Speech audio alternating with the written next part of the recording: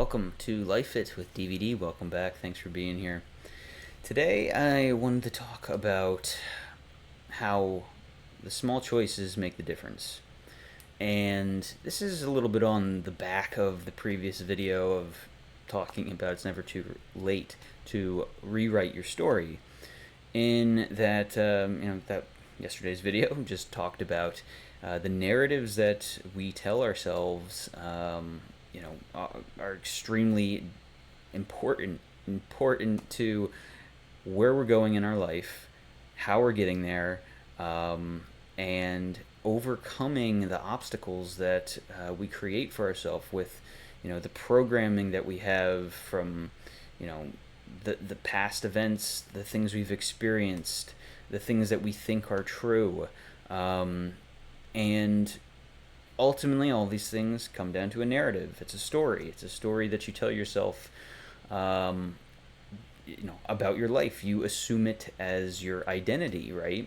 A lot of times we think we have a fixed identity, and in some cases, if you want to get into it on, kind of a human design level, we do. But ultimately, this can come down to our narrative, right? So the narratives that we tell ourselves are going to inevitably come true because it is a self-fulfilling prophecy. The more we focus on certain things, certain stories, the more we're going to believe them, and the more they'll become ingrained in who we are, the choices that we make. So I wanted to highlight a little bit about the choices that we make out of these narratives and out of these stories, and how when we get into our everyday life and the choices that we are making, right? If you want to break a story, if you want to break a habit, changing just slightly one individual thing is going to be a huge win. And it might not seem that way, right? But this is the power of compounding your habits. And when you start to compound your habits with just the conscious choice of making one better decision each day, just one. And this can be the smallest of things. This can be the smallest thought, the smallest habit, behavior, physical thing that you do differently. If you do something differently, a small thing, it is a win. You have to look at it as a win. And it might not feel significant, but when you start to do these things repeatedly, you start to change your story. You start to grow. You start to do things in a better way than you used to. And I don't care what happened in your past, right? Everybody has a past. Everybody has different things that have happened to them. And we can't do anything about these things, right?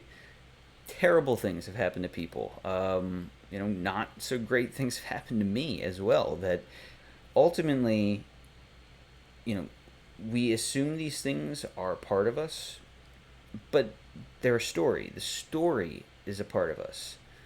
And we can't change what happened with these things, but we can change the story. Right? We can change the meaning that we assign to the story. And like I had said yesterday, there are so many different ways that we can interpret any different situation that has happened. And we can interpret it in an empowering way where, hey, this thing happened, and it sucked. But I can also look at it as this is a challenge that I now need to overcome and grow from. So when we look at these habits, right? So if I just look at like a simple example of a physical habit, right? If you want better health, and you're not exactly, you don't know where to start, right? Maybe it's something as simple as when you walk into work, and there's a candy bowl or something on somebody's desk, and you typically, take one as you go by, right? You consciously think of, well, I know what's in that candy and it's not good. So, I'm going to make this choice to just not do it this time. And yeah, you might want to, right? You might feel like you deserve a treat or something like that. But if you think about the consequence of you having that thing, if you think about the consequence on the other side of me not having that piece of candy or treat or whatever, is wow, I'm going to feel better, I'm going to look better, um, it's going to be better for my health, I'm going to have a sharper mind, my body's going to feel better. And once you start to shift that perspective on that one individual choice, you'll start to improve. And it might not seem like that is a huge difference at all, but I know one thing: when I have a few pieces of candy or whatever, I notice a difference within usually a few hours or so. But this is the, I guess, the benefit of being more sensitive to these things.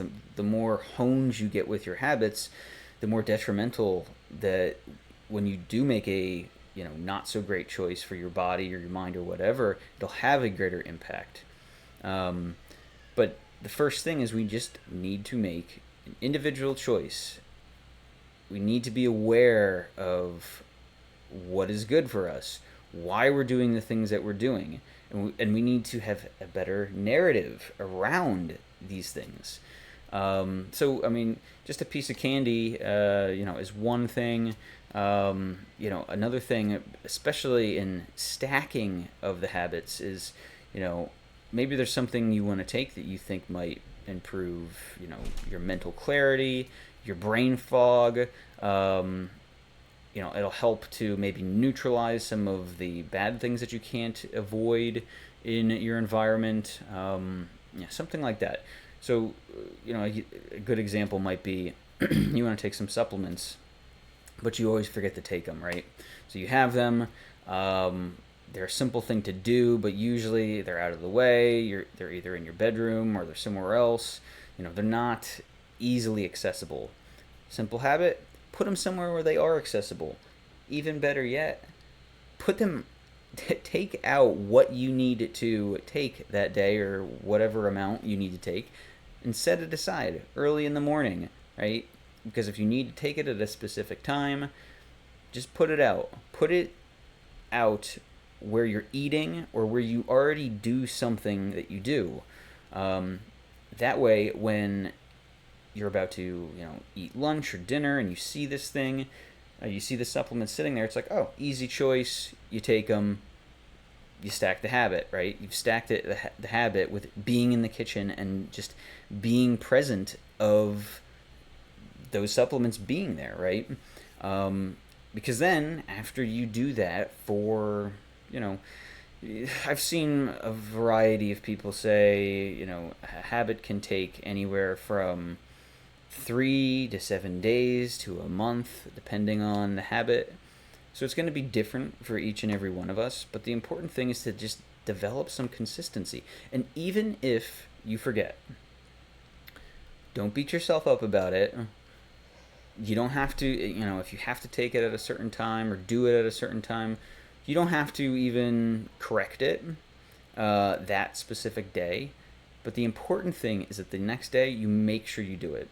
And if that means writing it down somewhere so that way you remember on a task list or whatever, make sure you do that, because we don't want to create the opposite habit where we spend 2 days in a row not doing that thing, right?